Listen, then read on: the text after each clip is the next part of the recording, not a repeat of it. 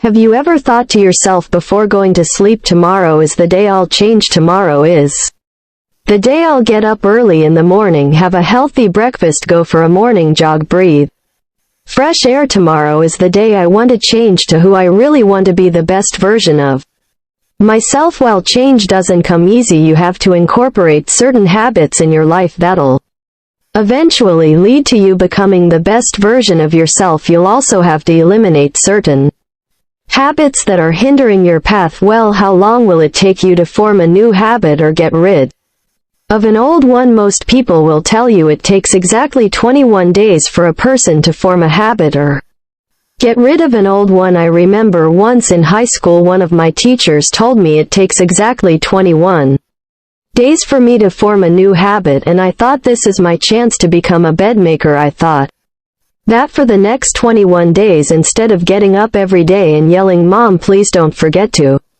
make my bed today," I thought I'd do it myself day by day, early in the morning, 6 a.m. Even on days I was running late, I got up every morning and I made my bed, and I hated every second of it. And by day 22 I opened my eyes and the first thing I did was say, "Mom, please don't forget to make my bed today."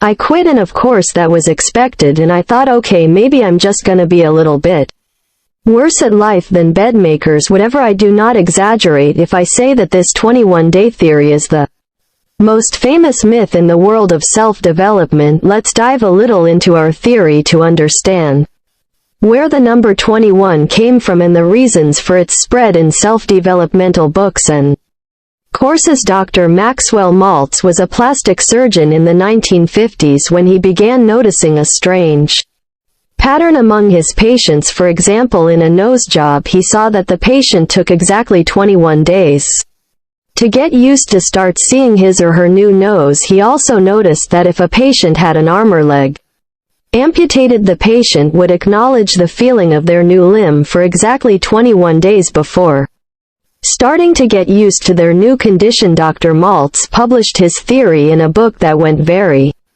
famous in that era and sold over 30 million copies, and here the conflict started brewing in people. And it made sense why people were starting to believe his theory. Why? Number 1, the number 21 is considered a source a short period of time, and that's also considered a source of temptation, which means something you can do. Number 2, the number 21 is also long enough to be believable, a difficult challenge but not impossible. I mean, who wouldn't love to change their whole life within just 21 days? Wouldn't you love to start waking up early in the morning every day? Wouldn't you love to start cooking healthy recipes? Wouldn't you love to start drinking weird smoothies and all within less than 1 month? We'd go for it in a heartbeat. So is it true?